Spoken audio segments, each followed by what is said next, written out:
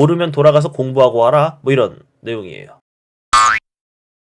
안녕하세요. 유튜브로 만나는 수능국어 불효인간 박민석입니다. 수능이 얼마 안 남았어요. 요 시기에 국어 공부를 한다면 당연히 누구나 요 방향을 추천하고 많이들 하고 있겠죠. 뭐냐면 올해 6월, 9월 평가원 그리고 하나 더 예비 시행 문제지까지 요 세 가지 시험지를 붙들고 늘어지면서 분석하고 연습하고 예상하며 계속 공부하는 거예요. 이 영상을 통해 첫 번째 하고 싶은 말은 그거예요. 제발 안 하고 있다면, 전혀 안 건드렸다면, 혹은 뭘 해야 될지 모르겠다면 제발 올해 6월, 9월 그리고 예비시행 평가 문제지까지 요 세 가지를 붙들고 늘어져라 하는 게 첫 번째 하고 싶은 말이고요. 두 번째는 이렇게 말해도 혹은 누가 어디서 어떤 분이 추천을 하셔도 안 할까봐 먼저 분석한 사람의 입장으로서 수능날에 비문학을 푼다면 꼭 이건 지키자 하는 내용을 총 13가지를 준비해 봤습니다. 여러분들 시간 없으니까 좀 요약적으로 빨리빨리 제시해 볼 거고요. 중간중간에 어떤 문제를 보고 이런 걸 해야 된다고 생각하게 됐는지 하는 그 예시까지 같이 공유해 보면서 한번 나눠 볼게요. 빨리 해볼게요. 구독, 좋아요. 첫 번째, 가나 세트 푸는 순서 확립하자. 비문학이 여러분 분명히 가, 나로 묶여있는 세트의 형태가 나올 겁니다. 여기엔 예시로 넣어놨어요. 제가 푸는 순서는 이래요. 여러분이 푸는 순서는 가지고 있나요? 그걸 생각해 봐야 됩니다. 분명히 우리가 이전에 풀던 것과는 다른 세트의 형태가 나올 건데 이미 겪었고 앞으로 나올 것도 알고 있는데 거기에 대한 자기만의 대비책이 있냐 이거죠. 없으면 이대로 따라하세요. 있으면 그걸 준비하세요. 더 정교하게. 나올 거에 대한 준비는 미리 되어 있어야 합니다. 반드시 나올 거라고요. 요 세트의 형태가. 알겠죠? 가볼게요.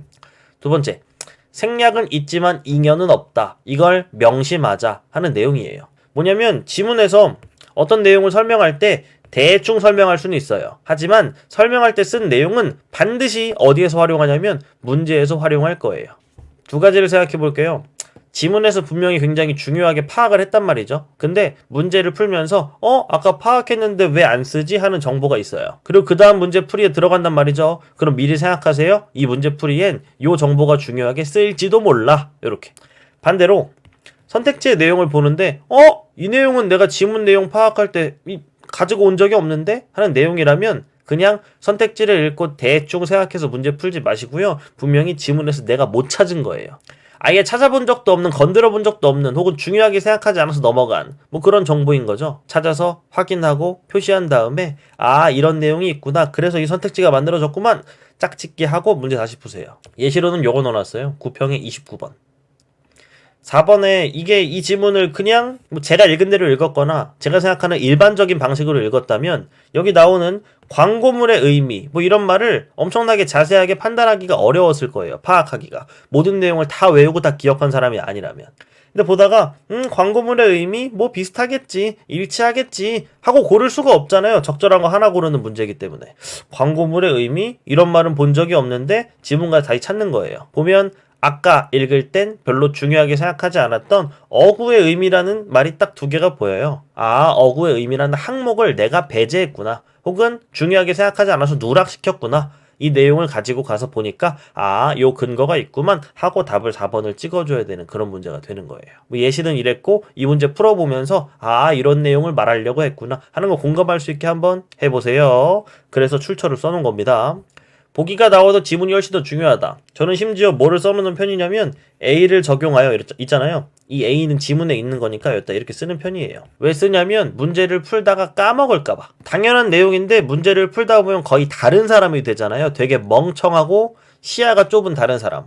그 사람이 됐을 때를 대비하기 위해서 문제를 쭉 읽을 때 조금 더 똑똑한 내가 써놓는 거예요. 기준이라고. 37번. 보기는 윗글을 읽은 학생이 가상의 실험 결과를 보고 추론한 내용이다. 가에 들어갈 말로 적절하지 않은 것은 이랬는데 여기다가 또 저는 기준이라고 쓰죠. 문학의 보기 문제와 비문학의 보기 문제는 거의 그냥 아예 다릅니다. 비문학의 보기 문제는 지문 위주로 푸는 거고요. 문학의 보기 문제는 보기가 먼저 기준이 되어서 선택지를 지우고 필요할 때 지문을 보는 그런 형태가 되는 겁니다. 얘는 무조건 지문이 기준이다. 왜 기준인지는 한번 이 문제를 풀어보시면 알 거예요. 대략적인 내용을 써놨는데 읽어보세요. 4번. 보기 문제에서 선택지 구성을 잘 보고 힌트를 얻자. 나오면 땡큐인 그런 형태인데 딱 세 문제가 아마 예시가 될 것 같아요. 선택지의 구성을 보면 그냥 아예 관련 없는 내용들을 쭉 늘어놓은 그런 선택지가 아니라 나름 구성이 서로 관계성을 갖죠. 특히나 요 예비시행 18번이랑 구평의 37번 굉장히 관련성이 높습니다. 선택지들이. 예비시행 18번은 선택지를 보고 뭘 알 수 있는데 본다면 이 문제의 출제 의도를 알 수 있어요. 해야 될 일을 알 수 있다는 거죠. 해야 될 일이 뭐냐면 노자랑 장자가 나온다. 여시 춘추가 뭔데요? 얘는 지문이에요. 지문과 공통된 입장인지 반대되는 입장인지를 가리자. 이게 첫 번째로 선택지에 접근해야 될 어떤 기본적인 방향성이잖아요. 32번 문제에서 선택지는 뭘 알려주는가? 지식재산 보호 수준이 높아지거나 낮아질 때 생기는 변화를 모른다면 넌 이 문제를 풀 수 없어. 그러니까 돌아가. 또 하나, 유인 비용과 접근 비용이 뭔지 알아? 그리고 그게 지식재산 보호 수준과 어떤 관계성을 갖는지 알고 있냐고? 모르면 돌아가서 공부하고 와라. 뭐 이런 내용이에요. 지문을 달달달 외우듯이 다 읽었다 이러면 선택지 보고 바로 확인할 수 있겠죠. 근데 지문 내용 파악이 덜 된 상태에서 선택지를 보고 힌트를 얻는 법이에요. 37번 뭐 가렸지만 가린 부분은 의미 없으니까 볼게요. 1, 2, 3, 4, 5에서 뭘 알려주고 있냐면 인체에 대한 안전성 너 판단할 수 있어? 판단할 수 없다면 갔다 와. 또 지질 피막이 없는 바이러스에 뭐가 더 효과적인지 뭐가 더 효과성이 떨어지는지 알고 있어? 그 기준을 잡을 수 없다면 갔다 와라. 어디에? 아까 말했죠. 다 지문이 기준이라고. 지문에 가서 어떤 기준을 공부해 와야 하는지 그리고 판단할 때 어떤 것만 생각하면 되는지 이런 것들을 선택지 구성이 다 알려줄 거예요. 나온다면 힌트를 얻어서 조금은 쉽게 풀기 바랍니다. 5번 평가원을 믿고 지문 구역을 나눠서 보자. 나눠보기나 하자. 이런 생각이 들 때가 있어요. 지문을 쭉 읽으면서 정보의 양만 쭈르륵 지나가고 내 눈에서 튕겨나가는 느낌? 머리가 좀 부담스러운 느낌? 그럴 때 우리는 정신 차리고 다시 읽어보자 하면서 괜히 쭉 읽다가 나중에는 너무 정보가 많으니까 이해가 안 돼 하면서 결국 어떤 선택을 하게 되냐면 문제랑 지문 왔다 갔다 하면서 찾기, 끼워 맞추기로 문제를 풀게 돼요. 그럼 정답 확률 되게 떨어지고 함정에 빠질 확률 되게 높아지는 거 알죠? 읽다가 너무 정보가 많고 뭔 얘기인지 모르겠어 싶으면 크게 보세요. 뭐 하면서 믿으라는 거예요. 뭐 이런 의심을 하지 마세요. 평가원이 혹시나 이번 지문만 평가원스럽지 않게 된 건 아닐까? 이런 의심하지 말고 좀 믿어보세요. 믿어보고 나눠보는 거죠. 9월 평가원에 나왔던 그 미생물 화학제 나오는 그 지문이에요. 저는 구역을 총 4개로 판단했어요. 만약에 이 지문에 관련된 문제를 풀 때 이 글 왜 이렇게 어렵고 정보가 많아 생각했다면 이렇게 구역을 한번 나눠서 다시 한번 봐보세요. 그럼 좀 다르게 보일걸요. 그리고 또 하나 여기 중요한 내용. 기역, 니은, 디귿이 있잖아요. 그럼 구역을 이렇게 나눌 수가 있어요. 사람이. 기역, 니은, 디귿 앞뒤만 보고 풀어야겠다. 근데 주의할 점을 딱 알려주는 문제입니다. 뭐냐면 답이 얘였는데 얘를 알려면 어디서 내용을 파악해서 해야 되냐면 저처럼 구역을 나눴다면 별로 문제 없었어요. 근데 만약 구역을 이렇게 한번 더 나눌 수도 있잖아요. 그러면 구역을 넘나들 수도 있다는 걸 한 번 더 생각을 하고 문제를 풀어야 돼요. 기역, 니은, 디귿과 관련된 내용으로 여기서 답이 안 나와요. 그러면 안 나오네 하고 마음대로 판단하지 말고 위에 있나 밑에 있나 가보라는 거예요.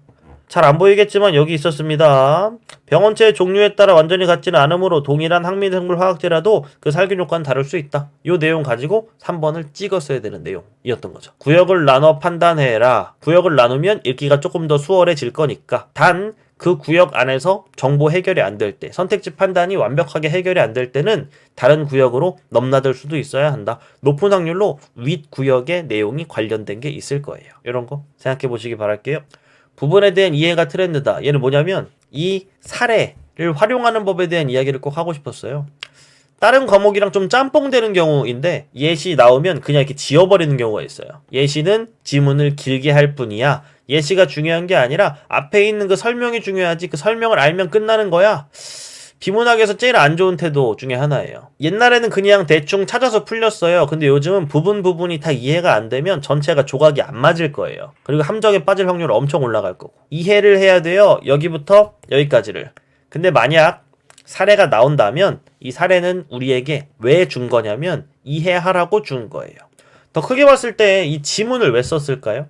문제 내려고 쓴 것 같겠지만 지문을 쓸 땐 꼭 약속을 지켜야 돼요. 이 지문의 쓴 목적은 무조건 이거여야 되거든요. 정보 전달, 읽는 사람의 이해를 돕는 게 목적이어야 된다고요.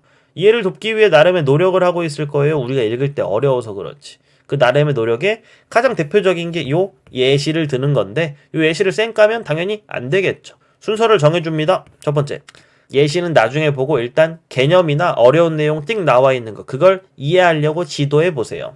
그럼 그 시도는 성공할 수도 있고 실패할 수도 있습니다. 성공하면 그냥 사례를 편하게 읽으면서 끄덕끄덕 하세요. 근데 만약 실패했잖아요? 그럼 사례를 통해 필사적으로 이해하려고 노력하는 거예요. 저의 서툰 손글씨로 이렇게 필사적인 이해를 한번 쭉 써봤는데 필사적인 이해를 어떻게든 받아 적어서 막 쓴 다음에 쓰고 싶으면 다시 한번 읽으세요. 그러면 이 내용에 대한 이해가 완벽하게 되면서 문제 풀 때 되게 유리한 고지를 점할 수 있을 거예요. 이런 거. 단순 찾기로 풀지 말자 낚인다. 이건 당연한 내용인데 이 6월 평가원의 17번에 4번 보면 왜 그런지 왜 이런 얘기를 했는지 알 수 있을지도 모르겠어요. 형광펜으로 칠한 건 다 맞는 말이에요. 지문을 대충 파악한 사람도 자세히 파악한 사람도 알 수 있는 내용이죠. 다만 요 빨간색으로 밑줄 쳐져 있는 내용은 뭐 거기서 쓰는 말들이에요. 근데 내용을 읽어보면 터무니없는 말이 되는 거죠. 선택지가 어떤 말을 의도하고 있는지 알아야 할 것 같아요. 그리고 선택지의 내용 덩어리가 몇 개로 이루어져 있는지도 알아야 될 것 같아요. 각각의 내용 덩어리를 다 되게 엄격하게 확인해야 되는 거죠. 확인하다 보면 요 말이 어이없는 말이야 를 알게 되고 4번을 찍을 수 있는데 대충 보면 맞아 더 많은 사람들에게 기회를 준 거 맞잖아 하고 넘어가기가 쉬운 선택지다 하는 거죠. 단순 찾기로 풀지 마세요. 대충 판단하지 마세요. 내용 덩어리에 자꾸 이해를 하려고 노력해야 된다의 연장선의 어떤 내용이라고 볼 수 있겠네요. 넘어갑니다. 비교대조 6월 9월에 비교대조 투성인 거 알 거예요. 대표적인 사례들을 일부러 안 넣었어요. 근데 6월 평가원의 디지털스에 나오는 지문이 있잖아요. 그 지문의 굉장히 일부분인데 이 부분도 비교대조예요. 이 부분 가지고 비교대조를 제대로 안 하면 문제를 틀릴 수도 있는 그리고 되게 문제 푸는 과정이 험난해지는 딱 그런 부분이거든요. 그냥 읽으면 디지털세는 이런 거야. 근데 법인세는 이런 거지 하고 넘어가기가 쉬워요. 그 뒤에는 갑자기 이 내용들을 짬뽕해서 법인세를 줄이고자 하는 어떤 로열티와 관련한 노력 내용이 쭉 나오거든요. 로열티에 어그로 끌려버리면 이미 늦은 거예요. 하고 갔어야 됐다는 거죠. 디지털세 쭉 나오죠. 법인세 쭉 나와요. 그럼 두 가지에 무조건 VS는 이걸로 이루어졌어야 됐어요. 수입과 이윤의 차이, 수입과 이윤의 차이, 수입과 이윤의 차이를 알게 된 그 순간 문제가 몇 개가 더 풀리게 되는 뭐 그런 효과를 가져올 수 있는 중요한 부분이었다는 거죠. 비교대조인 것 같아 하면 되게 민감하게 비교대조 하세요. 그리고 첫 번째 비교대조가 일어나는 어떤 그 중요한 지점 뭐가 다르길래 얘네 둘의 비교대조가 시작됐을까? 그 지점부터 시작해서 되게 상세한 속성의 대조까지 다 완료하시고요. 또 둘의 공통점은 뭐야? 공통점까지 같이 챙겨가는 좀 상세한 비교대조. 비교대조에 대한 어떤 의식적인 추가적인 노력이 있어야 되지 않을까 하는 생각이 드는 올해 수능입니다. 비례반비례 반드시 메모하라. 얘는 뭐 예시가 없죠. 너무 당연한 얘기니까. 메모하라고 하면 학생들이 별로 안 좋아하긴 하는데 저는 필수적으로 메모해야 되는 게 있다고 믿어요. 첫 번째 비례반비례고요. 두 번째 잘 안 나오긴 해요. 근데 어떨 때 가장 크다, 어떨 때 가장 작다. 이 두 가지는 필수예요. 왜 필수인지 알아요? 문제에 100% 나오니까. 100% 나오는 것뿐만 아니라 100% 중요한 내용으로 나와요. 하나 더 추가해도 돼요? 3번 분수 만들기. 비례반비례랑 이어지는 건데 뭐를 뭐뭐로 나눈 값이다. 괜히 말로 해요. 괜히 말로 하기 때문에 그 말로 하는 걸 분수로 나눠주세요. 분수로 만들어주세요. 뭐 분의 뭐라는 형태로 만들면 꽤나 간결한 메모가 되면서 나중에 찾기도 편할 거고 비례반비례 관계를 파악하기도 훨씬 더 쉬울 겁니다. 10번 정리할까 말까 생각이 들었어요. 그럼 빨리 하세요. 이게 정리를 아예 안 해도 되는 사람은 이런 생각도 안 해요. 근데 정리해야 돼 말아야 돼 이런 생각이 들었다는 건 그 자체가 증거예요. 정리를 해야 되는 증거. 여기 주절도 써놨죠? 그럼에도 정리를 안 하는 이유는 시간이 오래 걸릴 것 같아서. 정리는 안 되지만 내 머리를 테스트해보는 거죠. 정리 안 해도 읽을 수 있지? 하면서 자신에게 추가적인 과제를 부여하는 건데 굉장히 웃긴 일이에요. 구평의 요 예술 지문 같은 거 있잖아요. 나오면 정리할까 말까 생각이 들 거예요. 왜? 정보가 되게 많으니까. 나름의 자기의 방법이어도 좋습니다. 빠르게 자기만 알아볼 수 있게라도 정리하세요. 다만 요약적으로 메모하시되 빠지는 내용 생기면 망합니다. 나중에 우리가 메모를 하면 그 메모만 볼 거예요. 근데 메모만 보려면 적어도 줄여 쓰더라도 빠진 내용은 없어야 돼요. 이 두 가지를 반드시 기억하세요. 요약적으로 쓰되 빠짐은 없게 써야 한다. 이게 룰이에요. 이 룰을 지키면서 정리를 하셔라. 다만 6월 평가원에 영상 안정화 기술 나오는 이 지문은 정리하면 이상해져요. 시간만 빨리고 망할 거예요. 딱 이런 느낌이 어떤 느낌에 속하는지를 보세요. 느낌 되게 다르죠? 얘는 그냥 정리 말고 뭐가 필요하다고 말할 거냐면 번호 붙이기가 필요한 유형의 지문이다 라고 말할 수 있을 것 같아요. 하나하나 다 정리해봤자 굉장히 시간 낭비가 될 거고 그냥 잘 찾아갈 수 있게 번호만 붙이는 선에서 아마 정리해 주셨으면 괜찮았지 않을까 하는 생각이 드는 딱 그런 유형의 지문이네요. 되나요? 이건 그냥 나올 거예요. 언제나 말하죠. 나올 건데 대처법을 준비 안 하고 있는다? 그건 거의 직무유기예요. 말이 안 되는 거라는 거죠. 6월에도 나왔고 9월에도 나왔어요. 수능에도 나올걸요. 그동안 막 되게 자주 나오던 유형의 어떤 발문은 아니니까 그동안은 풀이법이 없었다 쳐요. 근데 6월에도 나왔고 9월에도 나왔으면 이거에 대항하는 어떤 자기만의 풀이법이 있으면 좋을 것 같아요. 계속 저와 비문학을 유튜브로나마 함께 해왔던 친구들은 이렇게 말하고 싶어요. 얘 무조건 먼저 분석하고 들어가라. 뭐랑 비슷하냐면 전체 내용 일치 문제랑 비슷해요. 도움되는 정도가. 왜? 29번에 1번부터 5번까지 중에 4개는 맞고 1개는 틀려요. 4개는 답을 찾을 수 있고 1개는 못 찾는다는 거예요. 즉 4개에 여기서 물은 내용에 대한 답을 찾으면서 읽으세요. 답을 찾으려면 미리 질문을 알아야 답을 찾을 수 있어요. 찾으면서 읽는 게 포인트입니다. 나중에 결과적으로 아 그래 답을 찾을 수 있었던 질문이었지 의미 없어요. 도움 받으면서 읽으라고요. 단 전체 내용일치 문제도 있고 요 질문 문제도 있고 그러면 얘를 우선시해서 문제 푸세요. 그러면 질문에 대한 답도 결과적으로 찾아질 거예요. 얘가 더 우리가 연습한 걸 아는 친구들만 들으세요. 우리 연습한 걸 안다면 이 전체 내용일치 문제가 더 우리에게 익숙하고 더 셀 거예요. 다만 이게 없다면 이 답을 찾을 수 없는 질문이라는 유형의 문제를 마치 전체 내용일치 문제처럼 약간은 부족하지만 형식은 좀 다르지만 전체 내용일치 문제인 것처럼 활용해서 문제를 푸시기 바랄게요. 이건 뭐 적절한 걸 물을 때는 답을 먼저 만들고 이건 화작에서 조금 더 강조될 겁니다. 근데 예비시행 7번에서 딱 이런 내용이 생겨서 답을 먼저 만들어라. 내가 답이 뭔지 어떻게 알아서 답을 만드냐 하겠지만 막연하더라도 상관없어요. 이게 기준이 돼야 돼요. 그냥 쭉 읽으면 기준 없이 그런가 하다가 이상한 거 찍어요.